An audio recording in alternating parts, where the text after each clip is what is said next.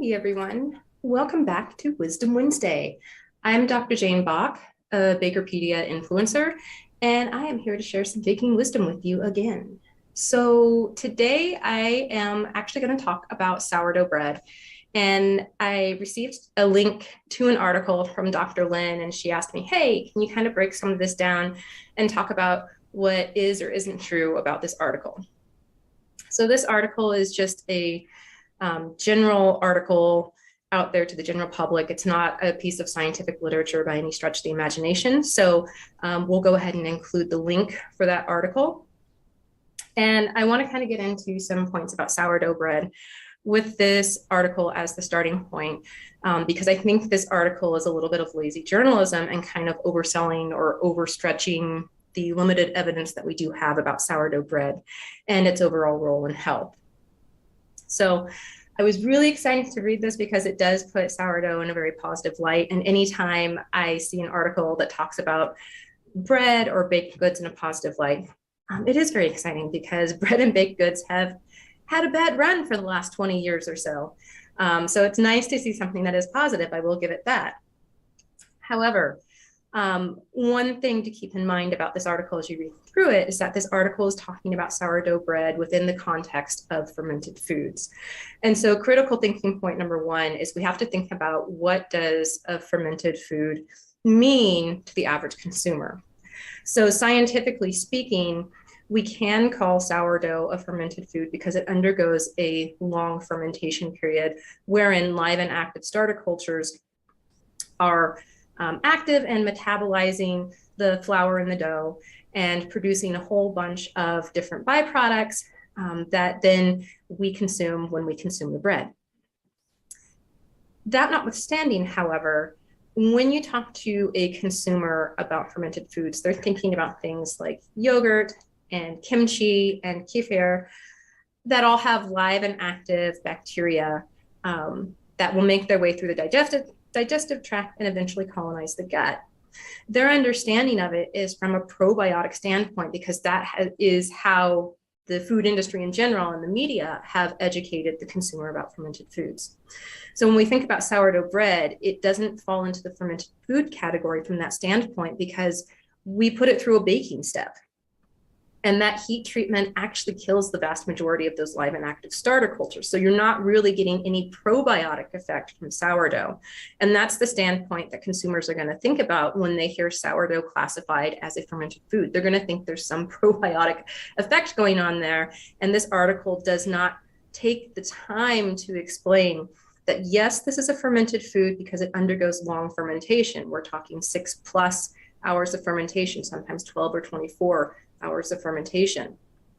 But that heat treatment kills all the bacterial cultures, all the yeast in there. And so you're not getting a probiotic effect from consuming sourdough. So that's critical point number one with this article that I think would be misleading to the average consumer.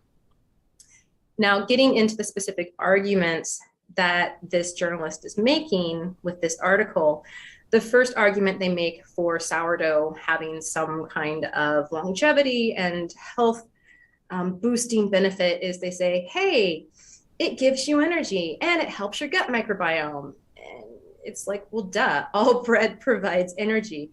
Bread and baked goods are a very rich source of carbohydrates. And anytime you have a rich source of carbohydrates, you're going to have an energy boost effect from it. Doesn't really matter whether it's sourdough or it's just regular, you're gonna get energy from it. So from a journalism standpoint, this is actually really lazy because you're not making a point that differentiates sourdough from any other bread product. When you go down into the text below that little subheading, boosts energy, great for gut health. And you kind of read the text that the journalist has included. There are hyperlinks to various studies and other articles summarizing the effects of fermented foods in general on health, especially gut health. And so when they talk about anti-inflammatory and immune boosting benefits of fermented foods, they're talking about the fermented food category as a whole. And if you actually read that article that the hyperlink goes to, it doesn't even include sourdough as a fermented food. So you really are kind of overselling it because sourdough hasn't really received a lot of attention or study in regards to anti-inflammatory or immune boosting effects. And the evidence behind fermented foods with live and active starter cultures having any kind of effect is very limited. And there's really no definitive evidence to really strongly support that they have any anti-inflammatory or immune boosting effects. The argument also goes on to talk about it slashes the risk of chronic conditions, but when you click on that hyperlink, it actually goes to a study about yogurt. So whether or not sourdough can slash your risk of chronic disease is probably no better than regular bread. And so that really boils down to more of a whole grain bread versus refined bread, and kind of what are the benefits of each, and what are the effects, especially for whole grains, in reducing the risk of chronic disease. So it's really just it's a poor argument to begin with. And then the evidence or the hyperlinks that they give to support it are kind of nonsensical.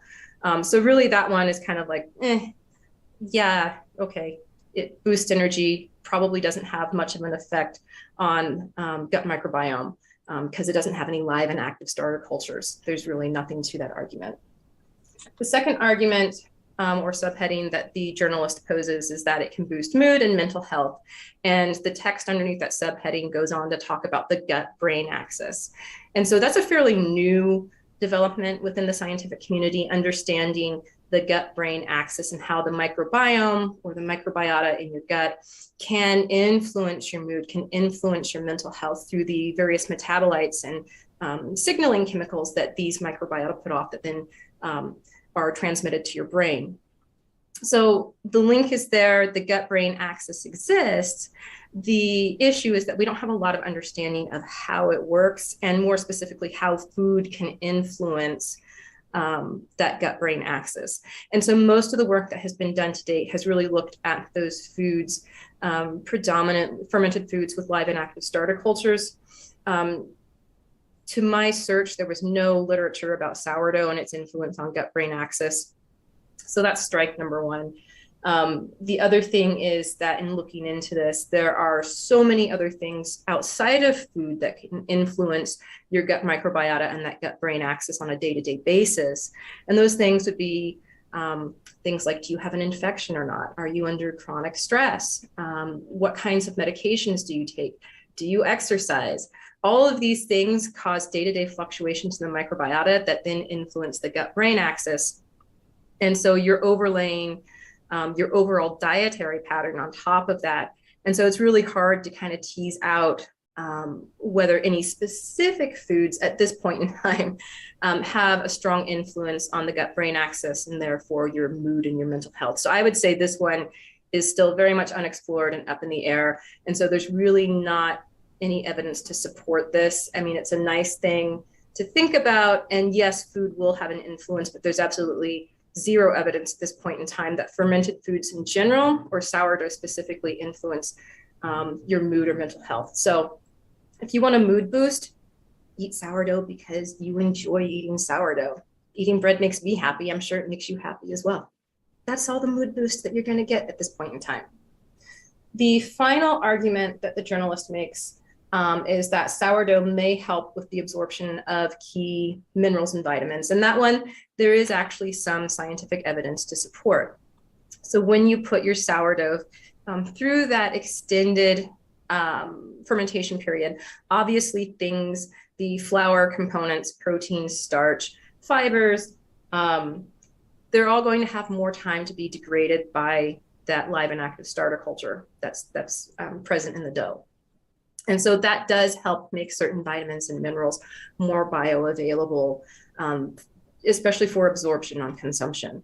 And this would be in comparison to regular bread. So yes, sourdough fermentation can help with vitamin and mineral absorption, basically because it has a longer time to act. The journalist talks about it within the context of bone health, and we can kind of get into that debate if you want to.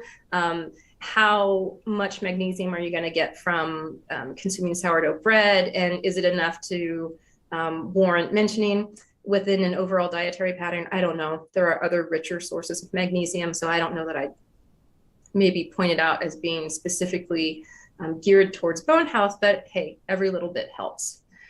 The other thing that sourdough that seems to have some support that the journalist doesn't mention, interestingly, is that depending on the composition of the cultures, depending on the types of bacteria and yeast that are present in your starter culture and the ratios of those, it can result in more slowly digestible carbohydrates compared to regular bread. The support is there. A lot of it is more in vitro based. So this has to be borne out in actual test subjects at some point in time, but the evidence is there to suggest that you might have more slowly digestible carbohydrates, more sustained energy over time. So the support is there, but it needs to be tested a little bit further in actual human subjects. So overall, talking about fermented foods in general, all categories, studies don't really show a definitive improvement in health beyond meeting basic nutritional needs that you get from consuming any food item. The evidence, especially as it pertains to gut health even, is very limited.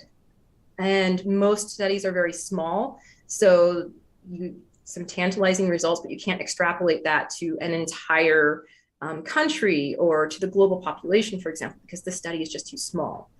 Other times, these studies are just really low quality. Certain things weren't controlled for, and so you can't definitively state that, yes, this was a real effect because, well, something over here may have been influencing this effect as well, and you didn't control for it. So evidence is limited that fermented foods are going to provide a strong, clear-cut health benefit at this point in time. And specifically sourdough within that fermented food category tends to have some of the weakest evidence, mainly because you don't have those live and active starter cultures there. And we've already talked about that point. So basically, at the end of the day, eat sourdough bread because you enjoy it. And don't really look for it to improve your health beyond just meeting some basic nutritional needs, maybe increasing some fiber content if you're eating the whole grain version, maybe helping with the absorption of some vitamins and minerals. And that's all I've got for you today. So certainly if you have more questions about sourdough or any of the other topics that we've talked about, make sure you join us in the forums at LinkedIn and Facebook, and make sure that you are in the baking industry professionals group on these platforms, because we will always be happy to answer your questions. That's it. That's all I have for you this time. See ya.